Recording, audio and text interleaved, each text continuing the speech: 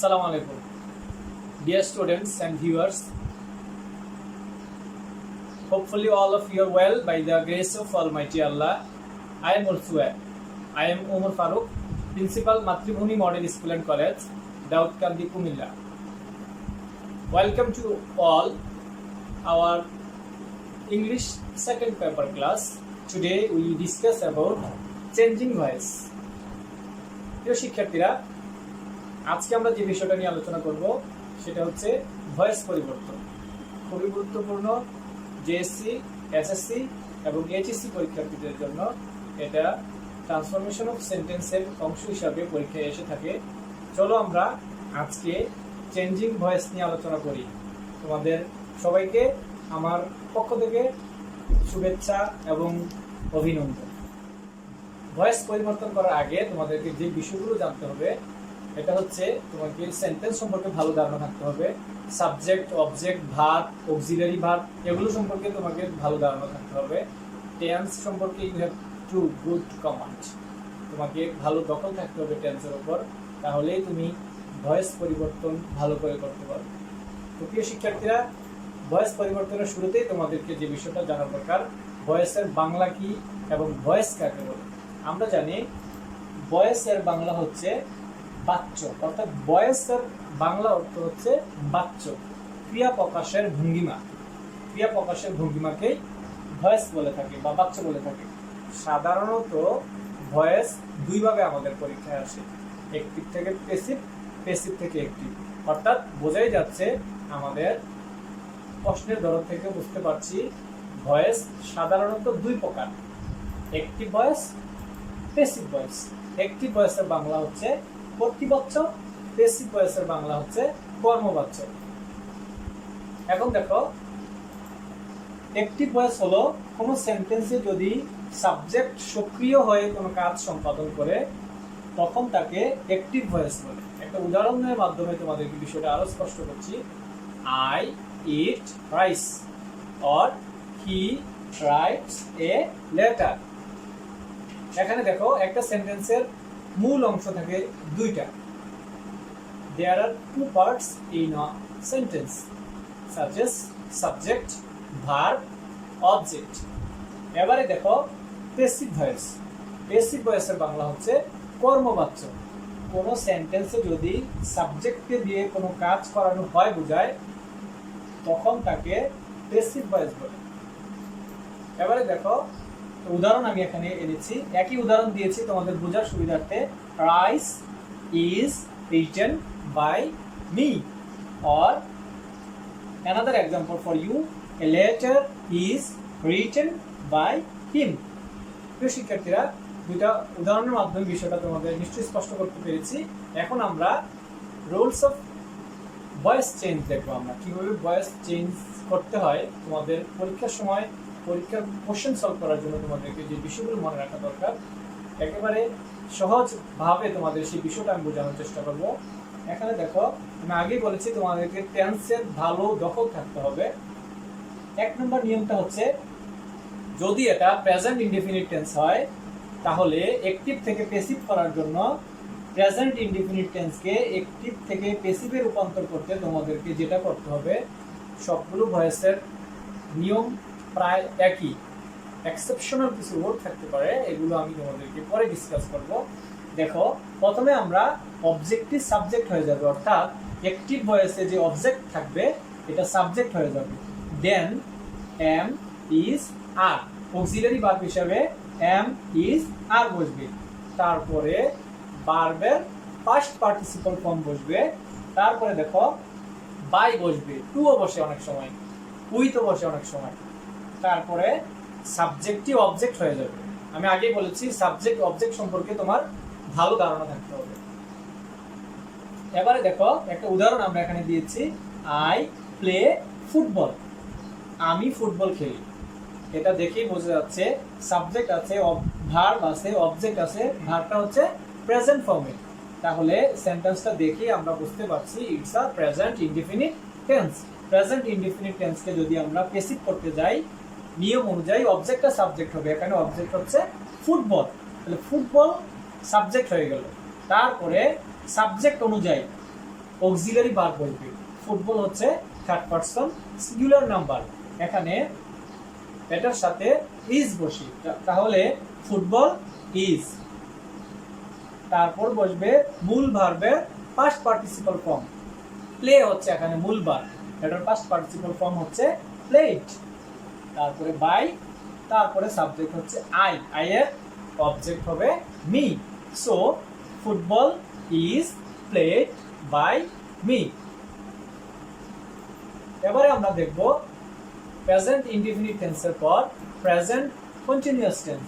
Present continuous tense যুক্ত active ভয়েসকে যদি আমরা প্যাসিভে রূপান্তর করতে চাই, তাহলে তোমাকে যেটা করতে হবে, আগের মতো অবজেক্টিভ সাবজেক্ট হবে। শুধুমাত্র ডিফারেন্সটা হচ্ছে তখন ছিল এম, ইজ, আর, এখন হবে এটার সাথে বিং যুক্ত হবে। Being, V E I N G, being. তাহলে কি দাঁড়ালো? Am being, is being, are being.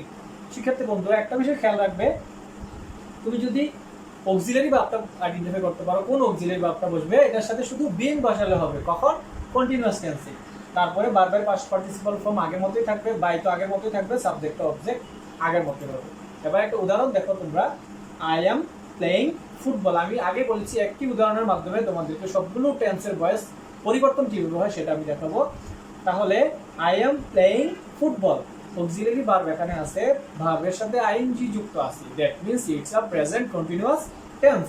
তাহলে এটাকে আমরা যদি প্যাসিভ করতে যাই, তাহলে ফুটবল হচ্ছে অবজেক্ট, এটা সাবজেক্ট হয়ে যাবে।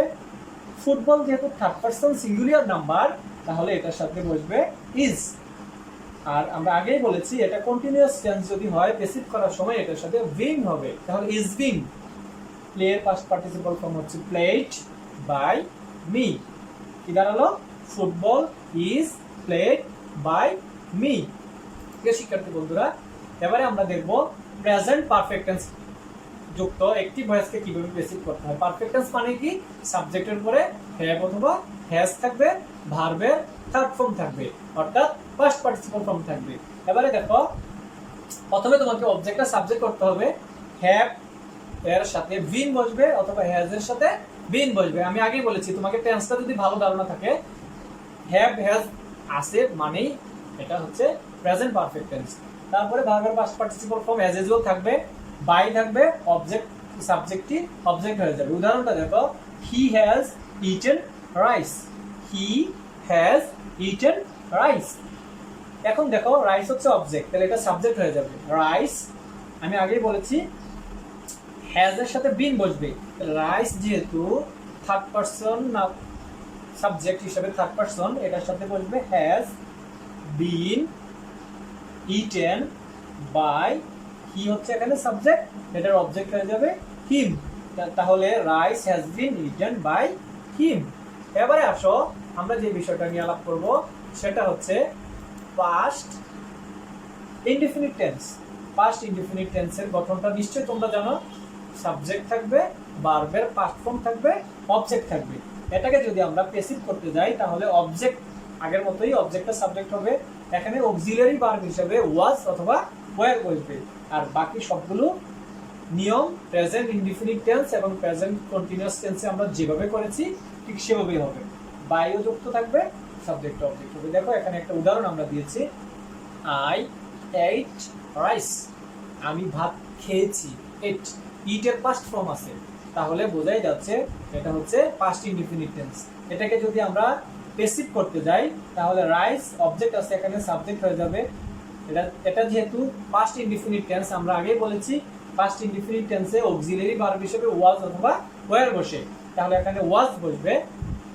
ইটেন, ইট, এট, ইটেন, থার্ড ফর্ম হচ্ছে ইটেন বাই মি।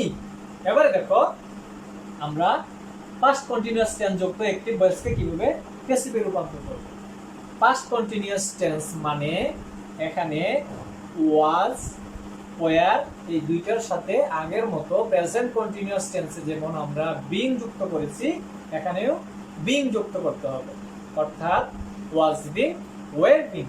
দেখো সাবজেক্টটা অবজেক্টটা সাবজেক্ট হবে, ওয়াজ বিং অথবা ওয়্যার বিং হবে, ভার্ব প্লাস এটার সাথে ভার্বের থার্ড ফর্ম বসবে, অর্থাৎ ভার্বের পাস্ট পার্টিসিপল ফর্ম হবে, বাই হবে, সাবজেক্টটা অবজেক্ট হবে।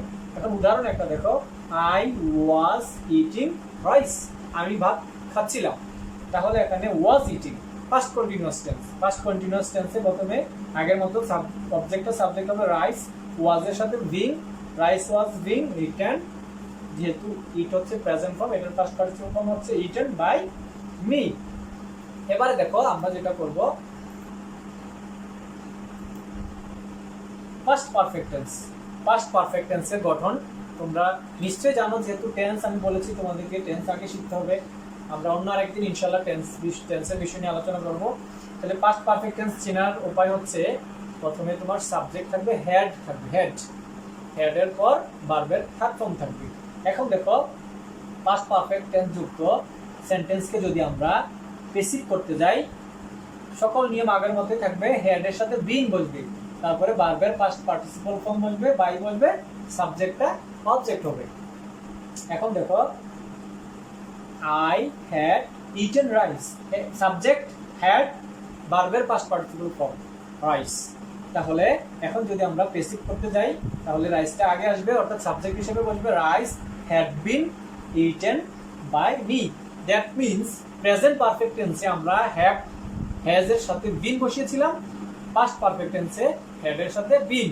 আবার দেখো সিমিলারিটিতে দেখো, প্রেজেন্ট কন্টিনিউয়াস টেন্সে আমরা এম, ইজ, আর এর সাথে বিং বসিয়েছিলাম, পাস্ট কন্টিনিউয়াস টেন্সে আমরা এম, ইজ, ওয়াজ, ওয়ার এর সাথে বিং বসিয়েছি।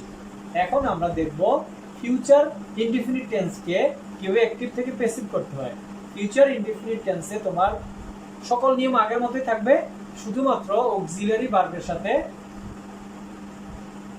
ভার্ব হিসেবে ফিউচার ইনডিফিনিট টেন্সে শ্যাল বি, উইল বি বসবে, শ্যাল বি, উইল বি বসবে। আর সকল নিয়ম তোমরা তো আগেই জেনেছো, আগের মতোই হবে। একটা উদাহরণ দেখো, I will eat rice, passive ভয়েসে দেখো রাইস উইলের সাথে বি, দ্যাট মিন্স প্যাসিভ করার সময় উইলের সাথে বি বসবে। আর ইটের পাস্ট পার্টিসিপল ফর্ম তো আমরা আগেই জানি, ইটেন বাই মি। আমি একই এক্সাম্পল বারবার দিয়েছি তোমাদের বোঝার সুবিধার্থে, তোমরা যখন এক্সারসাইজ করো বাসায় তখন ডিফারেন্স এক্সাম্পলের মাধ্যমে এক্সারসাইজ করতে পারো, তাহলে তোমাদের জন্য বেটার হবে। Dear students, now we discuss about future continuous tense. Future continuous tense মানে ভবিষ্যতে কোনো কাজ চলতে থাকবে। ভবিষ্যতে কোনো কাজ চলতে থাকবে যদি বোঝায়, তাহলে এটা হচ্ছে ফিউচার কন্টিনিউয়াস টেন্স। এখানে যেটা থাকবে আগের মতোই, আমি বারবার বলেছি কথাটা, তোমাকে টেন্সটা ভালো জানতে হবে। আমরা প্রেজেন্ট কন্টিনিউয়াস টেন্সে এম, ইজ, আর এর সাথে বিং, পাস্ট কন্টিনিউয়াস টেন্সে ওয়াজ, ওয়ার এর সাথে বিং, আর ফিউচার কন্টিনিউয়াস টেন্সে শ্যাল বি, উইল বির সাথে বিং বসছে। আর বাকি সবগুলো নিয়ম আগের মতোই আছে। দেখো, I will be eating rice. এখন এটা আমরা ফিউচার কন্টিনিউয়াস টেন্স যখন করব, বেসিক করব, rice will be being, will be being, being বলবো, বিং ইটেন বাই মি। তাহলে আমরা দেখলাম past continuous, present continuous, future continuous সবগুলোর মধ্যে সিমিলারিটিটা হচ্ছে অক্সিলারি ভার্বের সাথে বিং বলবি। এবার দেখো future perfect tense. Future perfect tense হচ্ছে উইল হ্যাভ, শ্যাল হ্যাভ থাকে। এখানে ছিল হ্যাভ, হ্যাজ, প্রেজেন্ট পারফেক্ট টেন্সে। পাস্ট পারফেক্ট টেন্সে হচ্ছে, আমরা আরেকবার দেখি, ফিউচার পারফেক্ট টেন্সে দেখো শ্যাল হ্যাভ, উইল হ্যাভ থাকবে। উদাহরণটা দেখি আমরা,